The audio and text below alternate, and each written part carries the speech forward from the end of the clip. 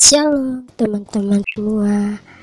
Saya ingin bercerita sedikit tentang kisah kehidupan saya yang awal mulanya Tuhan memproses saya dengan sebuah penderitaan.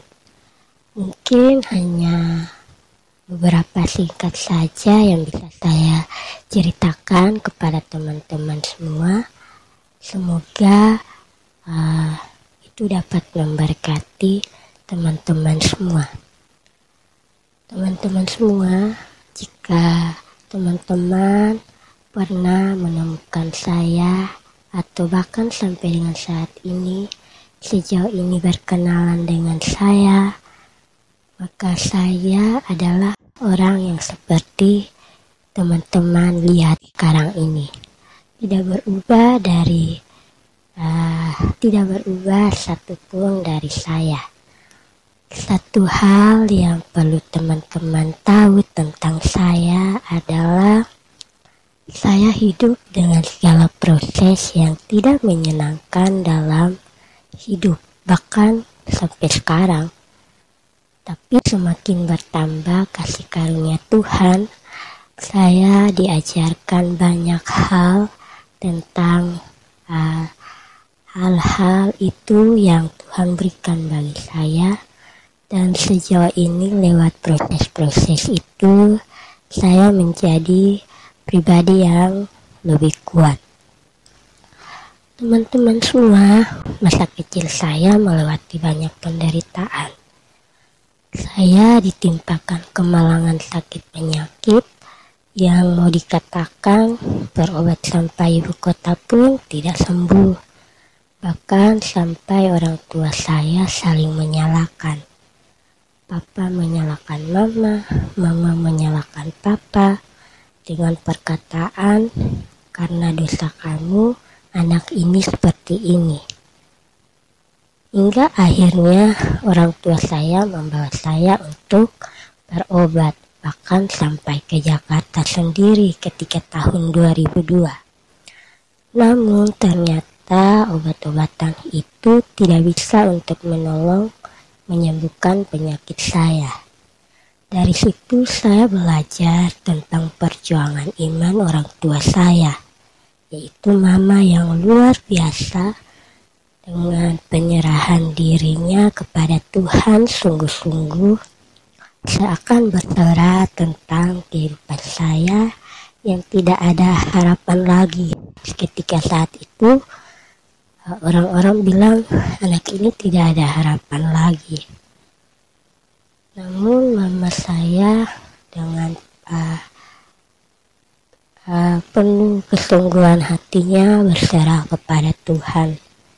Mama saya memberi diri untuk dibaptis dalam baptis selam di gereja yang dipimpin oleh Bapak Pendeta Priaji yang dulunya bersama-sama dengan Pendeta Gilbert. Kemudian hanya dengan iman mama saya, tanpa lagi untuk menggunakan obat-obatan itu, dan memilih untuk kembali ke tempat asal kami, yaitu Soe. Dengan iman dan percaya akan minyak kelapa asli sebagai minyak yang didoakan, mama mengobati penyakit saya dengan penuh kesabaran dan doa yang berkuasa. Dan akhirnya Tuhan menolong saya sehingga bisa masuk mendaftarkan diri sebagai anak PAUD layaknya teman-teman saya. Namun tidak lama saya bersekolah karena harus kembali lagi di rumah oleh karena penyakit ini. Bahkan penyakit saya bertambah dengan lumpuh hingga tidak bisa melanjutkan sampai ke tahap taman kanak-kanak atau TK. Jadi saat itu saya mengalami dua penderitaan sekaligus. Dalam keadaan ini mama saya benar-benar mengkhawatirkan saya. Apakah mungkin ada teman-teman yang mau berteman dengan saya yang fisiknya seperti itu? Namun di sini pertolongan Tuhan begitu luar biasa. Justru ketika masa SD saya, teman-teman saya itu menjadi sahabat terbaik dalam diri saya. Arti sahabat adalah ada dalam suka maupun duka. Sukacita kita menjadi bagian mereka, bahkan sebaliknya duka cita.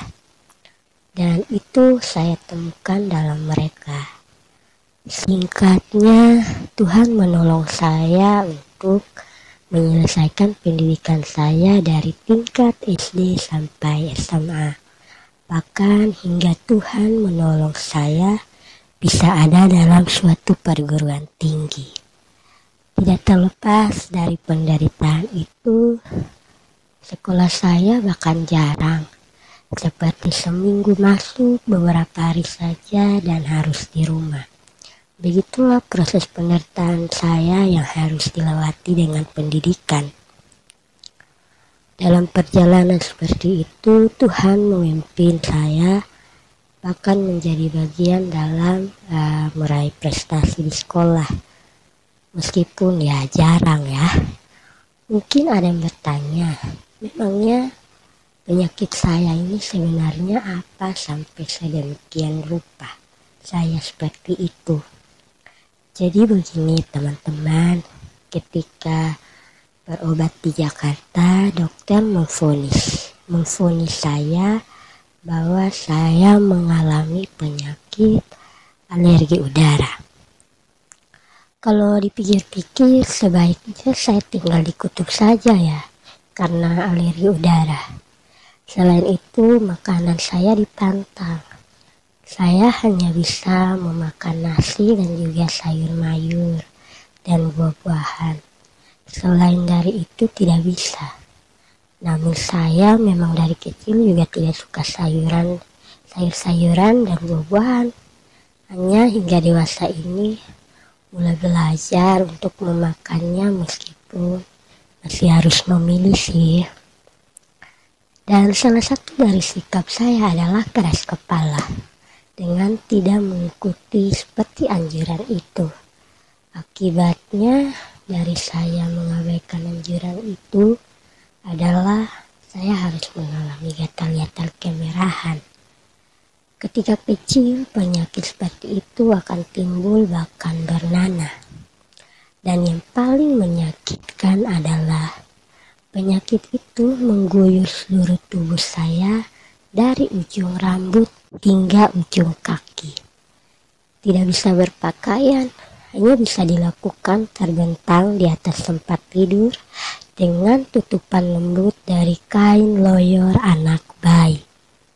Yang paling kejamnya lagi dari penyakit ini adalah mama saya harus rutin memandikan saya setiap hari untuk membersihkan nanah yang ada di tubuh saya dengan menggosok hingga hilang dan kemerahan.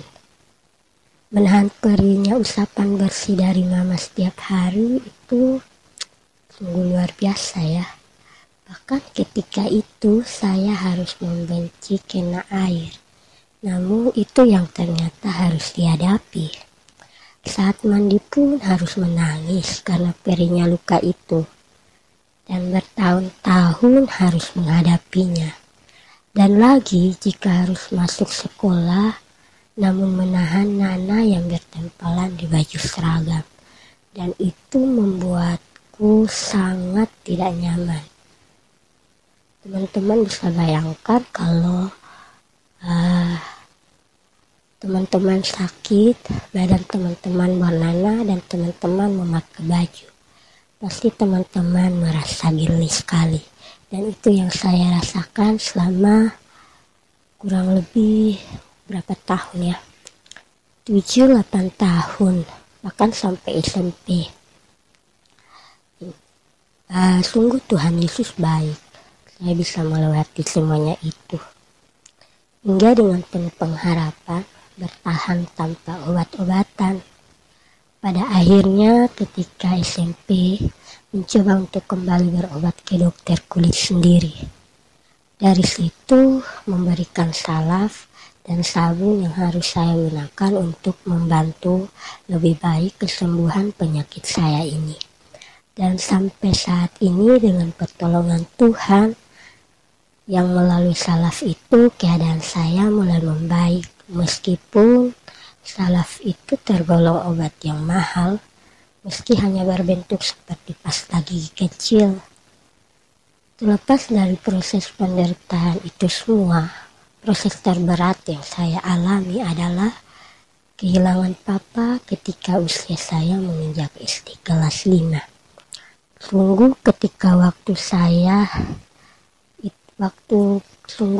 waktu itu sebenarnya saya tidak ikhlas untuk menerima semua yang terjadi.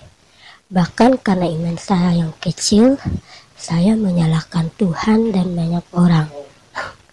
Namun seiring berjalannya waktu, keikhlasan itu ada dalam diri saya dan belajar untuk bersyukur.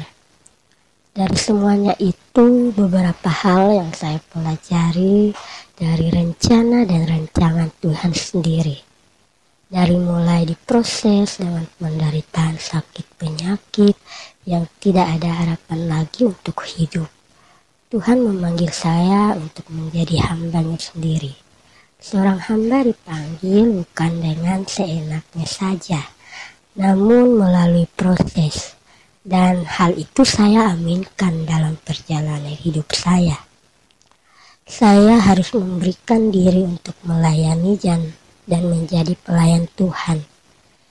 Jika saya mengabaikannya, maka sesuatu yang besar akan terjadi menimpa kehidupan saya dengan tujuan untuk menegur diri saya sehingga berbalik kepada panggilan itu.